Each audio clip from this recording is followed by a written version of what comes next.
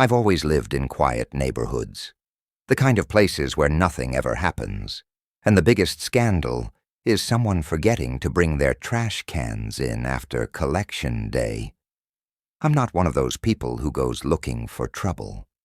I keep to myself, work a stable IT job from home, and have a pretty uneventful life. That's why what happened to me last October still doesn't make any sense. It started with something small, a knock at my door around 2 a.m. I didn't answer. Who would? At that hour, anyone knocking on your door isn't bringing good news. I looked through the peephole. No one. I even checked the Ring camera on my phone. Nothing. Just empty porch and darkness. I figured it was a fluke. Maybe a branch hit the door or something. But I made sure to lock everything again before heading back to bed. The next morning, that's when I saw it. A small square box wrapped in plain brown paper, sitting neatly in the middle of my doorstep. No markings, no stamps, no name or address, just a box. I hesitated, but curiosity got the better of me. I picked it up. It was heavier than it looked, like there was something dense inside. I brought it into the kitchen and stared at it for a while. I wasn't expecting anything. No birthday, no deliveries, nothing. It didn't feel right. But after about 30 minutes of mental tug-of-war, I got a knife and opened it. Inside, carefully placed in a nest of old newspaper scraps, was a videotape. A VHS tape. No label, no writing, just a blank black cassette, slightly dusty, like it had been sitting somewhere for years. We don't even own a VCR, but I remembered my parents had one stored in the attic. So I went up, grabbed it, dusted it off, and managed to hook it up to my TV in the living room. At first, static. Then the screen blinked. What I saw was unsettling.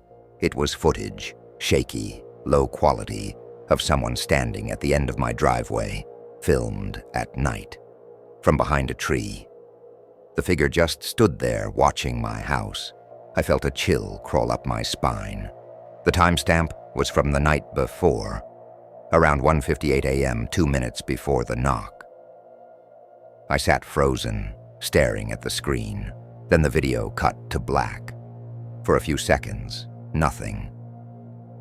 I reached for the remote. Maybe the tape was done, but just before I could eject it, the screen came back. This time, the footage was inside my house, my kitchen. Empty. Then a slight creak. The camera turned slowly toward the hallway, toward the living room, my living room. I hit stop, yanked the tape out. My hands were shaking. There's no way that video should exist. I live alone. All the doors were locked. The Ring camera showed nothing. I couldn't explain it.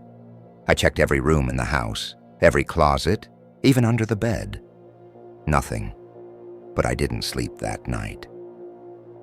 I sat on the couch with the lights on, a baseball bat in my hand, jumping at every sound.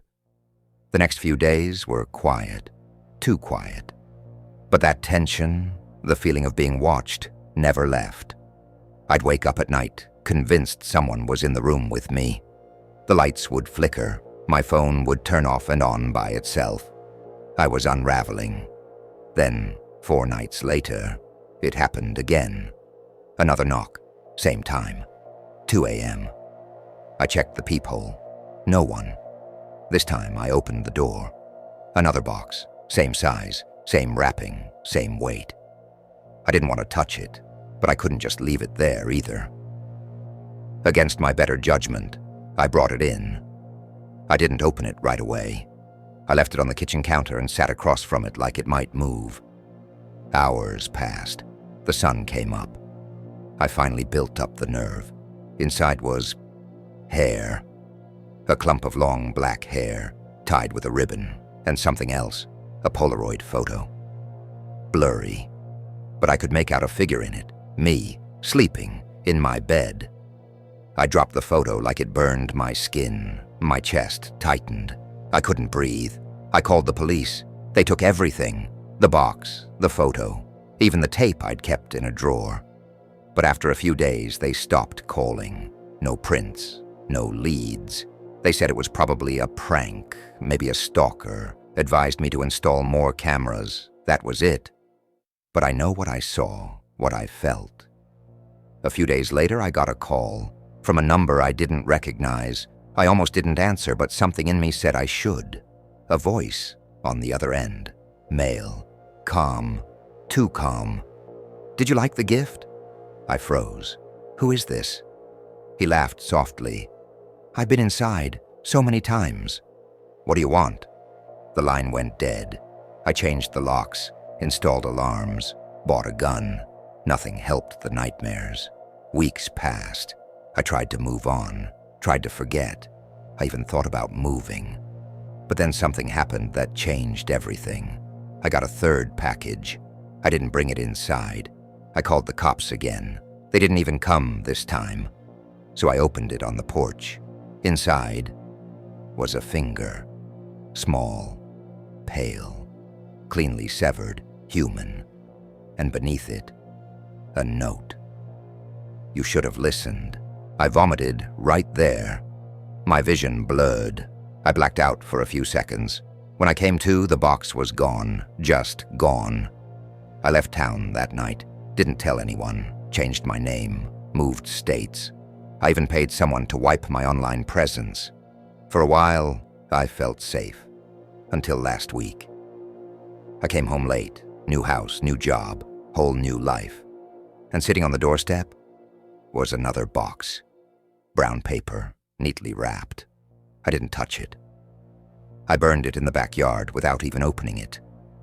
But now every night my phone buzzes at 2 a.m. No messages, no calls, just a buzz. And sometimes, when I check the Ring camera, I see a man standing at the edge of the driveway, still watching. He never comes closer. But I know it's only a matter of time. Some boxes should never be opened. Some doors should never be answered. And whoever he is, he's not finished with me. Not yet.